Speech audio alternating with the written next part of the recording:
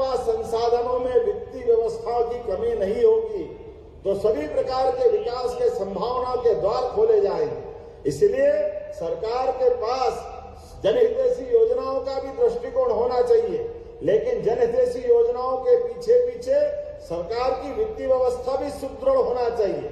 और वित्तीय व्यवस्था सुदृढ़ होने के लिए उन्होंने पर्याप्त रूप से औद्योगिकरण का बढ़ावा दिया और औद्योगिकरण के पीछे स्वाभिमान की दृष्टि रखी कि हमारा देश क्यों बड़े बड़े देशों के पीछे भागेगा। हमारे उद्योगपति में वो सब सामर्थ्य है, वो सभी प्रकार के प्रश्नों के उत्तर दे सकते हैं, सभी प्रकार की चुनौतियों को सहन कर सकते हैं। और वो विजन हमारे लिए काम आया कि आज के इस दौर में हमने चाइना से लगाकर अमेरिका तक किसी देश के पीछे पिछलक्कू वाला भाव न लाते हुए अपने वहां सारी प्रकार की संभावनाओं के बलबूते पर आज भारत 5वीं अर्थव्यवस्था के रूप में स्थापित हुआ है। और इसी बात को रेखांकित करते हुए अगली बार उनने फिर सरकार के गठन के पहले संकल्प किया कि हमारे देश की 5वीं अर्थव्यवस्था बनी है। हमने 11 नंबर से शुरू की थी, लेकिन आने वाले 5 साल में ये 3 नंबर की आर्थिक व्यवस्था बनेगी। जब आर्थिक व्यवस्था 3 नंबर तक आएगी तो राज्यों को अपनी भूमिका अदा करना पड़ेगी। मुझे इस बात की प्रसन्नता है, मध्य प्रदेश में वो सारी संभावना, इसलिए हमने कहा इंडस्ट्री तो लगना ही चाहिए, इंडस्ट्री समिट भी होना चाहिए, लेकिन इंडस्ट्री समिट हमारे हर संभाग में होगी, हर महीने होगी।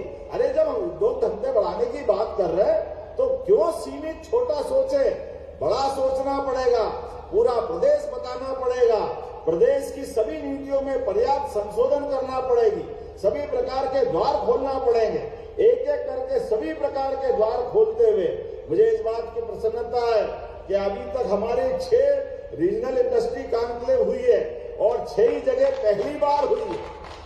कितना अच्छा लगता है। ग्वालियर, जबलपुर, रीवा, उज्जैन, सागर, अरे नर्मदापुरम जैसे छोटे से जिस शहर की आबादी 1 लाख के आसपास होगी, ऐसी रीजनल इंडस्ट्री कॉन्क्लेव में भी लाखों के प्रस्ताव मिल रहे हैं। हमारे लिए 200 हेक्टर जमीन एक बार की थी, 200 को 400 करना पड़ा, 400 को 1000 हेक्टर करना पड़ा और 1000 हेक्टर भी खत्म हुआ, वापस डिमांड आ गई। इतना ये जो जादू हुआ है, ये जादू हमारे अपने मध्य प्रदेश की संभावनाओं को और हिम्मत बढ़ाने वाला है।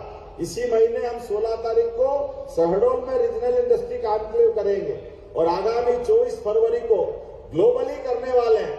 जब अंतर्राष्ट्रीय स्तर पर व्यापार व्यवसाय की संभावना को लेकर चलेंगे तो मैं आप सबको भी निमंत्रण देना चाहूंगा। और अभी तक की गई इंडस्ट्री कॉन्क्लेव का ही असर ऐसा पड़ रहा है कि 4 लाख करोड़ का निवेश तो हमारे पास आ चुका है, 3 लाख लोगों को रोजगार मिलेगा। ये बदलते दौर का मध्य प्रदेश, कभी कोई कल्पना कर सकता था?